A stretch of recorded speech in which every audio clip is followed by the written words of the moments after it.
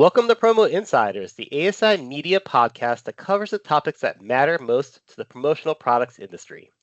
I'm CJ Mitica, and I'm joined by ASI Media Executive Editor Chris Rubo to discuss our top takeaways for this year's ASI Power Summit.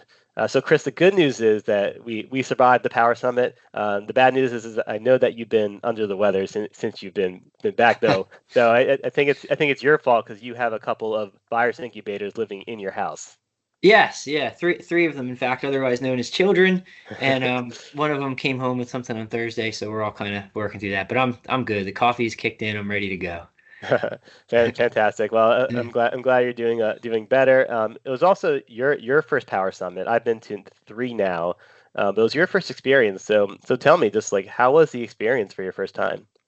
Really cool to be honest with you. To have that many really intelligent industry leaders, candidly, like in one space, and having the ability to chat with them and just like in kind of informal settings, if you Hmm. will, just kind of like you're walking across the resort grounds and you bump into somebody and have a 15-minute chat about some really interesting topics that are affecting the industry, and just having that kind of like in-person immediate interaction was really cool, and I enjoyed it. I feel like I learned a lot. I have some good ideas that have come out of it.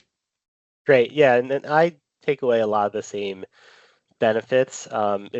It's really great to connect with people and people that I've emailed dozens of times, but Mhm. maybe have either never spoken with in person or just once or twice. And it's just great to connect that way. And just a chance to think bigger picture about the industry. We do that, you and I, just sort of as part of our job, but just to be sort of around it all, to have the sessions where a lot of these big picture ideas are being raised, and for people to be talking about and just hear directly from Mhm. those people that we normally be emailing or calling to ask their opinion. It's a great breeding ground just for ideas, and I always come away from it with just a lot of things to think about.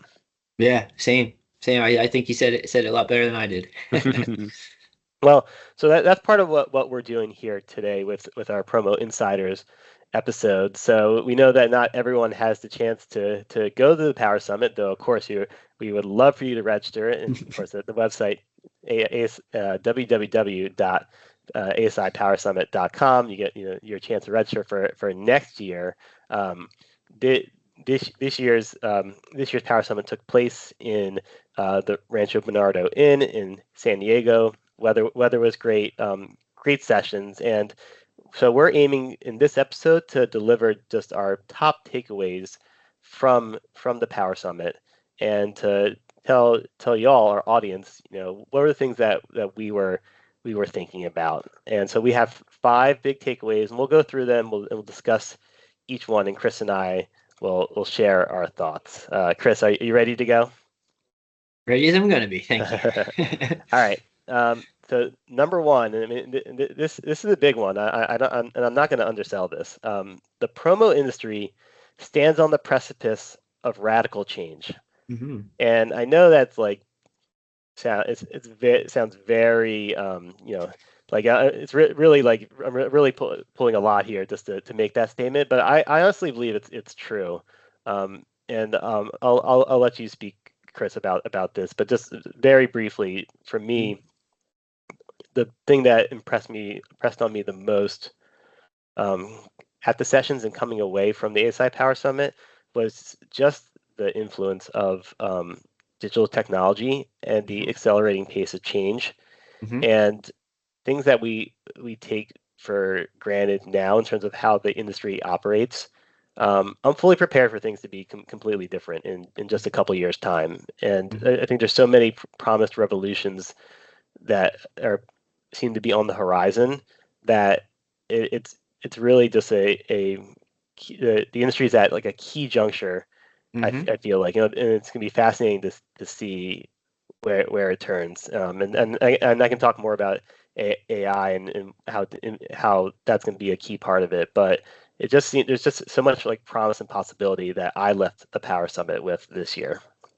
Yeah, it was one of the most popular sessions, and it was, I think, one of the most eye-opening sessions was Isar Midas, the artificial intelligence expert, also a former F-16 pilot, by the way.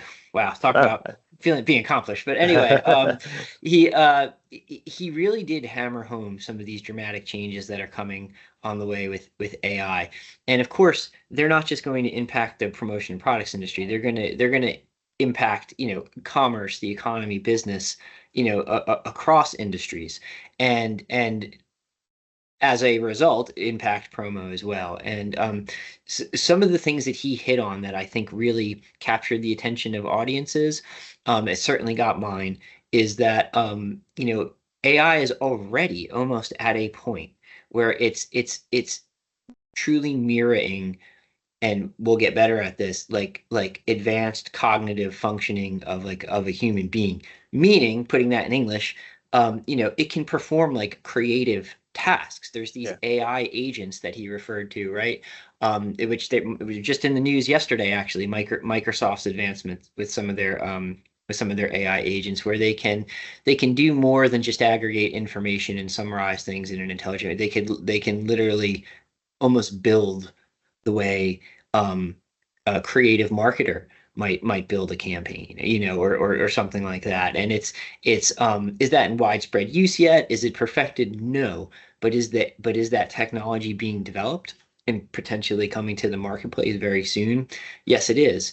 So, that's scary, I think, in a sense, but it could also be exciting in the sense of, okay, how can my company use these tools that are going to be out there and get ahead of them, so I can do things faster, more efficient, more accurate, and more intelligently than my competitors who are not using it. And I think that's maybe the key. It's almost like the attitude and the approach is key. These things are a bit scary, okay, but how do I leverage them? Right. I see two Mm, different levels to this, both that were touched upon in Isar's talk. And by the way, Isar is going to be appearing on Promo Insiders next week, along with ASI's John Young, who works with ASI here at the company. So definitely, if you want to hear more from Isar, definitely tune in next week. What Isar's, I mean, first point is that there are things that you could do right now that will already have a measurable impact on your business. He showed how to create client presentations just by working with ChatGPT or another generative AI tool. So instead of taking hours to design that yourself, just by walking it through and giving it some prompts, some consideration about style, look, information, you can create a client presentation in 30 minutes. mhm, And I think that's already a huge time saver for sales reps and for distributors and suppliers. Um, Another thing he mentioned was the use of digital avatars, and you can actually have your own virtual voice mhm, that can be used for things like internal training videos, or even other sort of digital videos that you might use to show clients. It's just a way to save time, to almost duplicate yourself, mhm, to and be in multiple places at once, and save you time in the long run. And those are the gains on the immediate end. And there's more things he discussed, and those things are in play right now. Those are things that distributors and suppliers can do right now, and are going to have immediate time savings. The other part, though, and the part that you mentioned, Chris, and the thing that I actually been thinking about since then, is that next step. So mhm, when the AGI comes, the I think advanced generative intelligence, mhm, artificial generative intelligence, when it replaces the human in terms of coming up with the creative, right? That higher level thinking that we think that humans are only capable of right now. Like, where does that leave us as an industry? Because right mhm. now the AI can do the processes, it can do the workflow, but when it's doing the creative side of The things, ideation, yeah. yeah, where does that leave humans? And that I don't know the answer to that question. I don't know if anybody knows the answer to that question, but it really makes you think about, like, what's our future role in all this. Well, hopefully when the robots take over, we'll all just get universal income and we could just spend our days hiking and kayaking. But I don't know. Like, obviously, I don't know the answer to that either. I do think that's maybe why it's super important to look into what is available now, and start to master it and to see how you can incorporate it into what you're already doing and build on what you're already doing. Yeah, and I think if you're resistant to that or hesitant to adopt it, you're gonna fall behind. So Hmm. the more you try to hold out, like it's just gonna make your job harder. We're not saying give your entire business over to Hmm. AI, but Sure. there are things that you can be doing right now that will help your business and better position you in the future. And this ties into another point that was mentioned at the Power Summit and ties into that first takeaway, just the accelerating pace of change. There Hmm. was a session on the second day that convened four top industry leaders, Hmm. and one of the questions was like, do you feel that that change is happening more rapidly? And everyone pretty much agreed. And I think it was Joanne Lance who said this that at Geiger the the culture is the same, Hmm. but everything else is different. It's a completely different company than it was 5 6 years ago. Hmm. In 5 6 years time, it's going to be a completely different company again, and that Again. really made me think just that yeah, your company is the same in terms of your name, your logo, and maybe the people who work there, but what they do and how they do it is going to completely change. Yeah. Yeah, oh, in so many ways, and you know, it just all goes to that increasing complexity of doing business, and it is odd just for some perspective because like there's there are still people in our industry who make a solid living servicing local clients in their area. They're independent owner operators servicing local clients.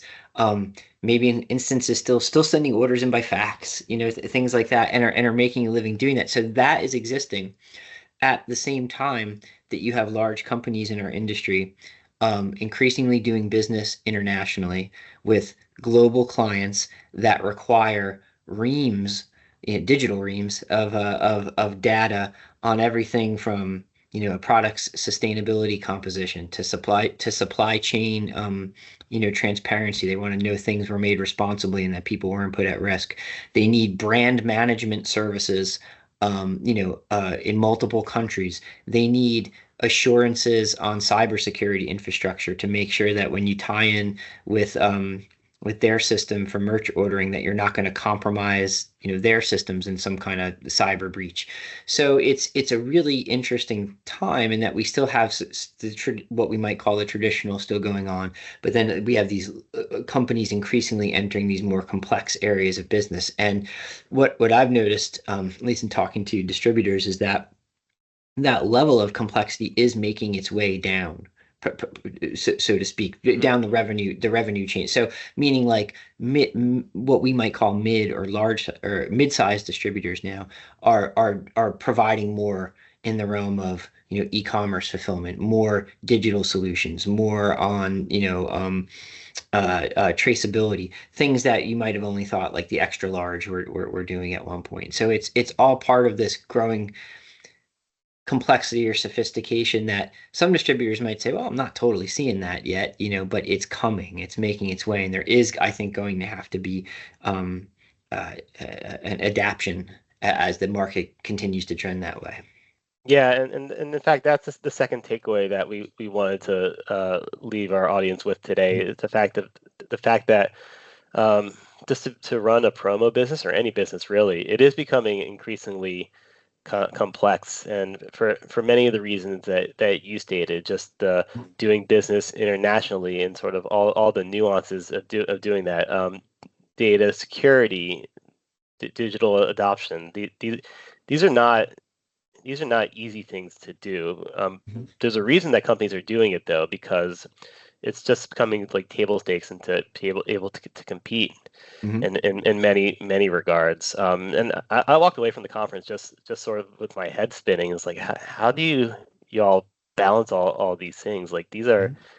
these are not simple, tasks, and it just seems like they're juggling like a lot more balls, and maybe the distributors did have done that for decades, and it was Mhm. just different things. Um, but it just seems like in certain key areas, the level of complexity just keeps rising and rising.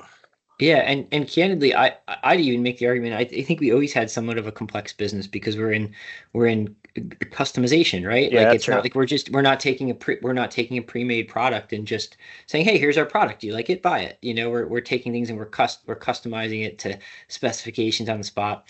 There's more demand for rapid fulfillment, which I think adds complexity too, because it's Hmm. even though it's capable. I think it also fosters more last minute ordering and things of that nature. So it's at every level that it's kind of becoming that way. It seems like, just to take it back to what we were saying before, that's why it's going to become increasingly important to adapt, whether it's AI or other digital processes that can streamline things and make it easier to kind of operate in that realm. Yeah, yeah. And one of the things that you mentioned, and I think we'll see, is how this is trickling down to to Hmm. the mid-size and smaller players in this industry. So for right now, something that you mentioned is the larger clients who are looking for that are looking for more data, more verification, especially for things like ESG or for diversity spend, or they have a lot more boxes to check. And I know it makes it harder for distributors to to get that order and fulfill it because now there's all this other additional requirements that are being asked of them. Hmm. Um, but what I think is going to change is that because there's an acknowledgement that this information is necessary and wanted, that suppliers, vendors, other partners are going to do a better job of proactively providing that information, right? And And I so, think go ahead. No, sorry, I should jump in there on that one point because I do think that certainly with like some of the largest industry suppliers, that's already happening because they know if they Yes. want to, you know, if they want to service, I'm just throwing this out there as a for instance, like Halo's large global clients, those clients are requiring that information. So they Mhm. need to have it basically. It's like necessity that they're.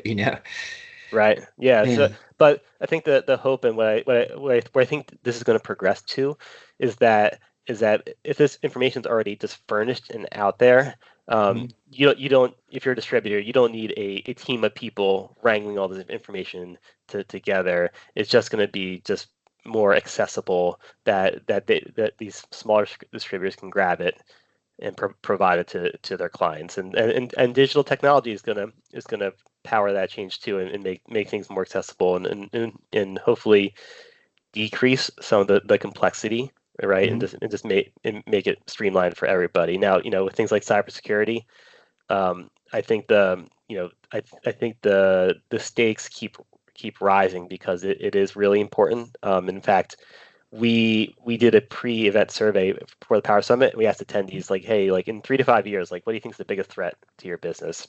Half of Mhm. them named cybersecurity. That was Mhm. that was the number one thing. So like these things aren't going away. So that like it maybe gets easier in some regards. There's better technologies available.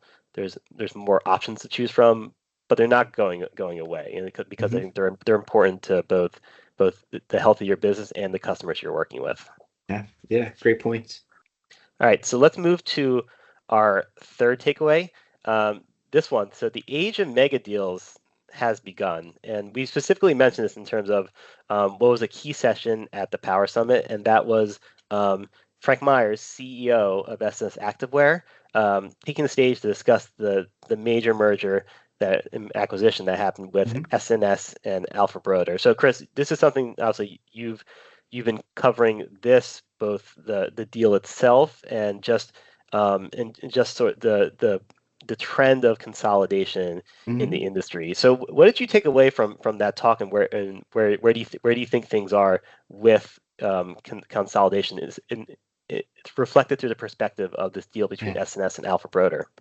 All right, so a few questions there. Like I know a lot of people had interest in the SNS and Alpha deal, obviously, because it's second and third largest suppliers in the industry. It's two multi-billion-dollar firms. They were one of, like, if you will, the triumvirate of the three big apparel suppliers Hmm. in the industry. Now there's only two, so there's obviously a lot of questions. Um, you know, People who didn't see our coverage of it, or who obviously were at session or at the summit, some of the big takeaways from that in particular is that, hey, you know, SNS isn't planning, at least immediately, any radical changes. Like they're saying they're going to essentially hold the line on prices. There's no big price hikes coming, which I think was a concern for people. Yeah. With that type of consolidation, there was a concern among apparel decorators. Hey, Alpha has a big apparel decoration operation. Are you going to compete with me now? No, they're planning to shutter that apparel decoration. They will still keep doing hard goods. So those were some of just the takeaways from that, like immediate session. I thought I just wanted to get in there for people who weren't aware. Definitely. The broader issue though, which you bring up is industry M&A, and this is really it, it's really been going on, I think, at considerable scale for at least a half decade now. Mm. I think the best poster company, if you will, for that, it was previously Halo Branded Solutions, because they were actively acquiring other top 40 um, suppliers some years back. Um, uh, but I think that mantle of the big M&A mover has now kind of moved to SNS, because SNS has now bought two top 40 suppliers in the last few years. Hmm. Um, Alpha being the most recent. And I think particularly on the supplier side, this M&A is going to lead to more consolidation in the industry, because I think it's just harder to start a supplier firm, because you're actually, quote, making some, you're building some, you're sourcing manufacturing, right? Or doing the manufacturing yourself. There's obviously considerable M&A going on the distributor side of the business too. We saw another major top 40 buy a top 40 when I Promote You bought AIA. Right. Just so like it's certainly going on a massive scale there too. Um, One argument that's been made to me is that even though we're seeing M&A on both sides of the business, the actual consolidation is going to happen more on the supplier side, but you may not see as much consolidation on the distributor side, because even though big deals are happening, it's an easier point of entry into our industry for somebody who wants to hang a shingle, so to speak, and become a distributor. So Hmm. so that lower point of entry for to become a distributorship allows new blood or new independent entrepreneurs to come into the industry, even if they're ultimately bought or merge or do something. It's still it may not it may not you may not see as much consolidated spend power on the distributor side. Just one thought let's throw out there. All that said, I'm rambling a bit. I did want to point out another thing. It is undoubtable, and I think an irrefutable fact that the increased presence of private equity in our industry is very considerably driving these big deals. Halo is private equity backed. I Promote You is private equity backed. SNS is private equity backed. Hmm. If you look at where these big massive deals are coming from, it's companies that have that strong capital backing from an outside investor, and that is not going away, because private equity is attracted to our industry. They see our industry as not only growing and with potential to grow considerably, but they also see us as largely fragmented, which means they feel like they can come in, buy a real good company, and then through that company roll in other companies through acquisition. So bottom line, I'd expect to see more M&A, in the years ahead, and big Yeah. time. Yeah. Yeah, I definitely agree with you, and Mm, 100% is on the role of private equity, and not to mm, make this just a complete referendum on private mm. equity, but there is a schism in terms of how it's viewed. There are Oh, people yeah. in this industry who look at private equity and just feel like they're just in it to make money, and that they're just buying companies and reporting growth and then selling off, and making investors happy, and not necessarily putting the best interest of the industry, its companies and Mm-hmm. its people first. Now, by contrast, and I think this is very telling, what Frank said Mm-hmm. at the Power Summit, you talking about the motivations, like he said, look, our goal is to provide value for our customer, and they wouldn't Mm-hmm. have made the deal, they said, if they didn't see value. And Mm-hmm.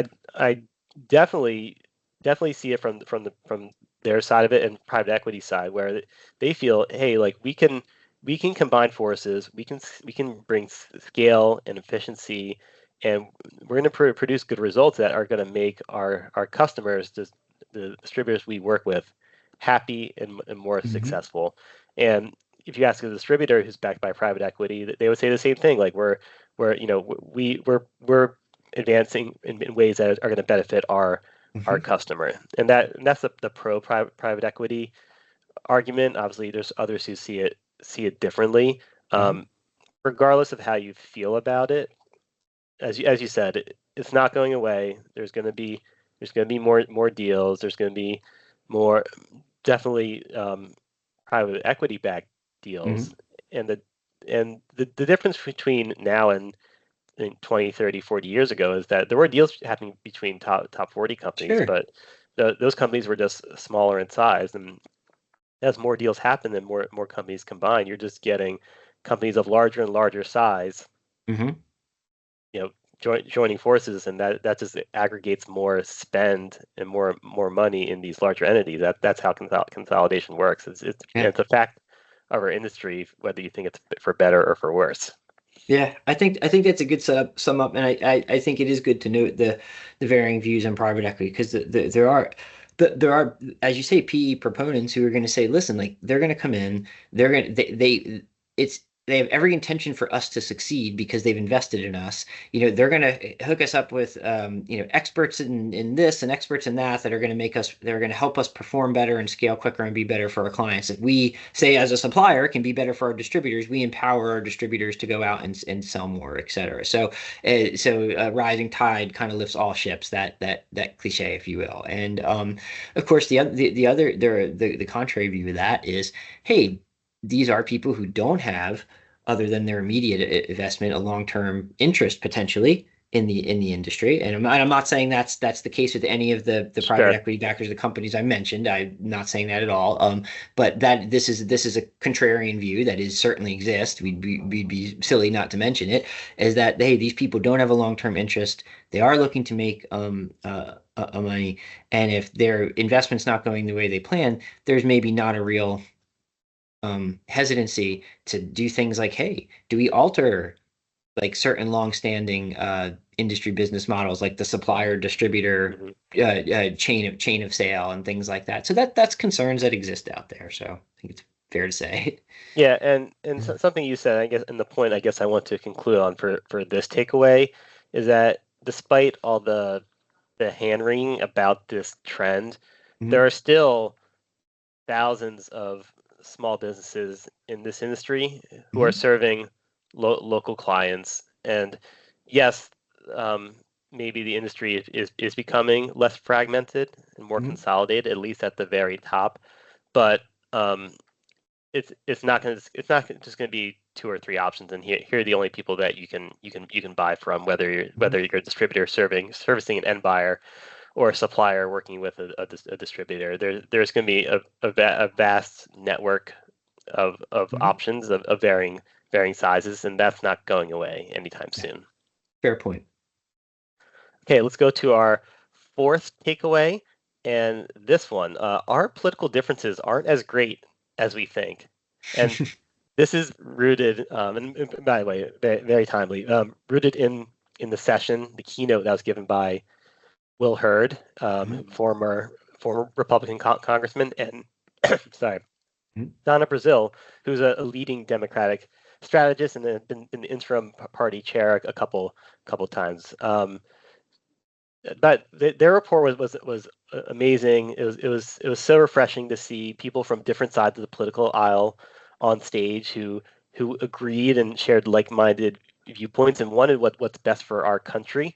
And Mhm. a lot of their insights as political insiders was really fascinating. Just talking about how key elections, like JFK over Nixon, or Al Mhm. Gore and Bush and things like that, Al Gore versus Bush, like Mhm. these were votes decided by hundreds, thousands of elections decided by hundreds or thousands of votes, very Mhm. so marginal. And in this polarizing time, when everybody thinks like can't see what the other side is thinking, when it comes down to the actual results, it's just a very small handful of voters swinging elections one way or another, and just the way they talked about things, the way they view things, I found it just very refreshing just to see this Hmm. sort of commonality that unites us instead of the divisiveness that now seems to be pervasive in politics.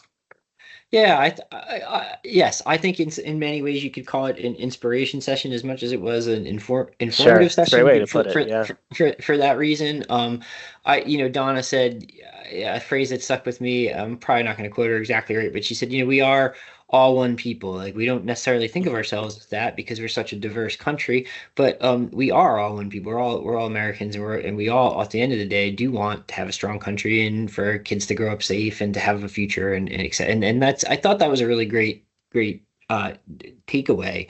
Um, you know, there was also some interesting points they made though on like uniformity, or not necessarily uniformity, but similarity of policy that we yeah, might see. definitely. Like regardless of who's elected, whether it's Trump or Harris, it's they both expect, both Republican and Democrat sides are expecting a continue, more or less a continuation of current tariff policy. Um, maybe there'll even be a somewhat intensification of those tariffs, but no one's hmm saying they're going to get rid of the tariffs. Do you know what I'm saying? So it's Yes. I thought that was a really interesting point because the Biden administration has essentially kept the Trump tariffs. Trump put into place certain tariffs. Biden administration has kept them, and has even added new or expanded tariffs on things like steel and aluminum. So, it, that's an issue with particular relevance for our industry because of how much we import to sell products here. And it was interesting for me from like a policy wonk perspective, so to speak, to hear like, oh wow, like all right, it's might not change all that dramatically, like regardless of who's in there, Yeah, I was surprised by that too. They also mentioned tax policy, and yeah, there are going to be some differences in how each candidate approaches how they're going to handle taxes if they're elected. But their point, and I think this was also backed by Mary Kelly, who's the Mhm. economist who spoke at the Power Summit as well, is that like there might be some changes in the margins, but the big picture is not going to affect as much as Mhm. we think. And also, I think also important to remember is that um, during the election process, candidates will say so many different things about what they're planning to do, what they want to do. And when they get into office, the reality is that they only get to do like a tenth or a hundredth of what they promise. So it's easy at this point in time to get caught up in sort of what each candidate's plans are, what they promise to do, but the reality is often less far reaching once they Mhm. are elected. Yeah, and especially if you don't have both chambers of Congress to, hmm to to back you as well, it becomes a lot harder to get things done, which has certainly been the experience of recent presidents, So yeah, it's I think though I want to end at least with their session on just how well they got along, and like the fact that there was like this collegial thing, and that maybe that sounds like trite or whatever, but I think in the times that we live in, to see two extremely accomplished people like in significant leader positions, or have been at least in significant leader positions within our country for opposing parties, to be able to conduct it. You'd like to just see more of that, at the top level. And to that point, they did also discuss how they don't like this trend of polarization within hmm both of their parties. I know I don't want to go too much into the political thing, but hmm I guess the point is that there is something of a middle ground there that's achievable. Yeah, and look, I found that refreshing too, and I know a lot of the attendees at the Power Summit just really enjoyed the rapport, the things they were saying, and just the ideas they were sharing. And I think it personally gave me just a bit of hope going into Mhm. this election because it's just so easy to get caught up in the Sure. negativity. So I thought it was just a wonderful session all around. Yeah. All right, Agreed. last takeaway that we want to leave you with today. So number 5, you need to plan for the future and protect yourself now. And Mhm. Um, this ties into a couple different things. There's definitely it's very easy to get caught up in the negatives in terms of how the economy is faring, what's happening politically, all these different crises in the world, or at least in our country. Mhm. And the the lesson that I took from that in terms of a couple of our different speakers, Mary Kelly, who was an economist and talked about sort of what to expect with the economy, and then Jeff Butler, who works with staff succession, is that you need to have a plan. That just to sort of hope that things will get better and not prepare for the worst or not have a strategic plan in place is foolhardy, and it's gonna create so much hardship for your business if you don't have these plans mapped out. And both the speakers and many others made that point. I thought it was an important one to remember. Yeah, for sure. And say like on the staff succession planning that it's maybe not, especially if you're a you're a small independent business, it may not be something you're thinking about because leadership a lot of times business are very much in the weeds every day with Yeah, the employees there just kind of getting through the daily grind. And it's important as we heard at the summit to have a plan in place and an approach in place for replacing key positions within the company, particularly like like mid-level management up. But if you could drill down further, that's even better. Obviously, the higher up you go in the chain, it's the harder the person is to replace. But it's important to have some kind of plan. We heard a lot of good tips for doing that, and I think probably more of the small and medium-sized businesses in our industry do need to have that. What if I lose, VP Jennifer, who's been fantastic and does so much, and I don't even realize how much she's done. And like, holy smokes, like how am I going to replace that person? You need to have a plan for that, And I felt like that was really good to hear, and we heard some nuts and bolts on how to do that. I think the cybersecurity issue, preparing for that is more important than ever.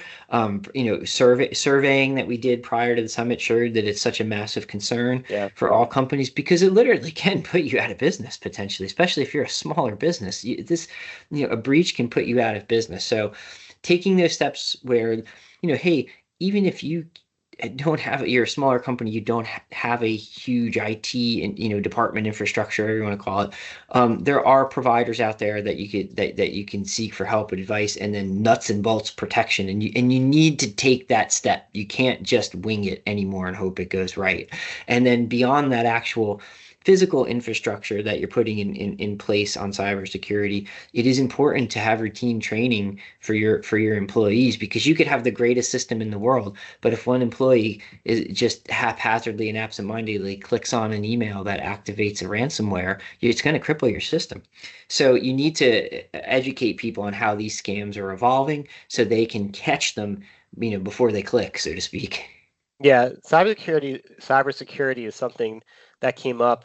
So we did like a little networking activity at the different tables, and what the question that was our table is like, what's your greatest pain point?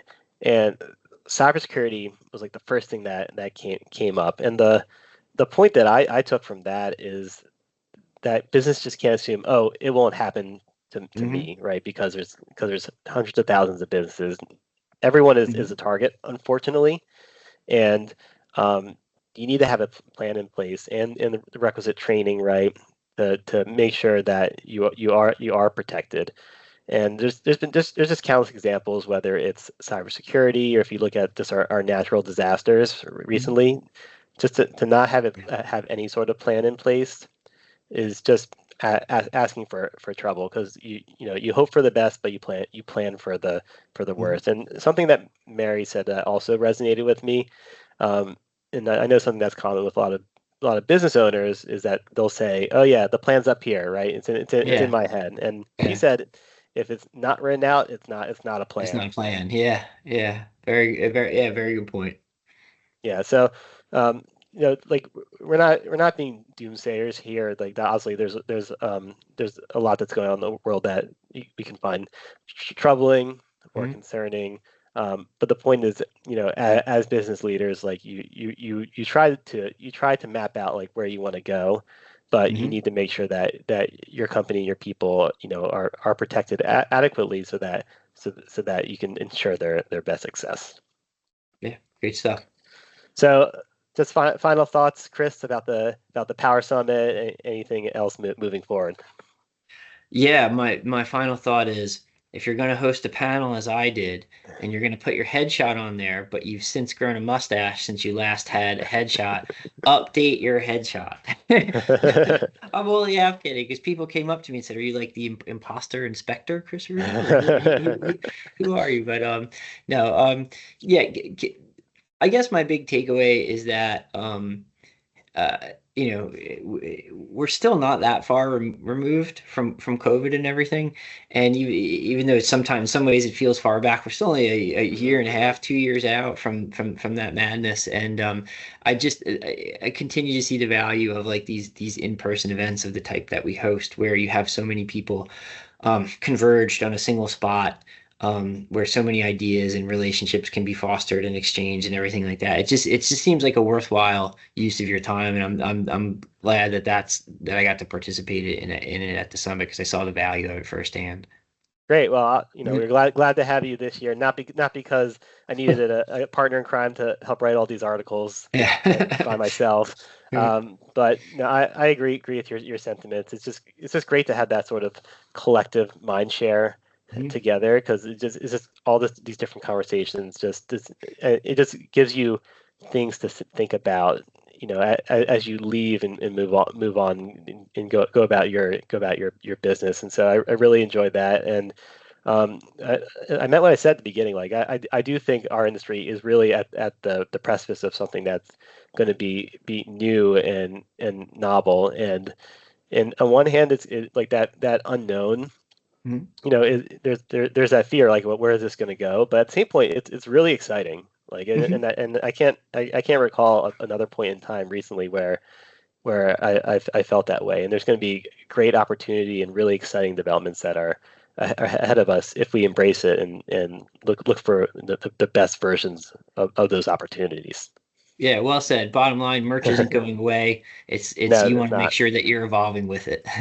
Yeah, for sure. Yeah. Well, thank you, Chris, for joining me today, sharing your ideas and your thoughts. Yeah, thank you for having me. And so thank you, everybody. Again, next year's Power Summit will be taking place in Scottsdale, Arizona. We would love for you to come to join us.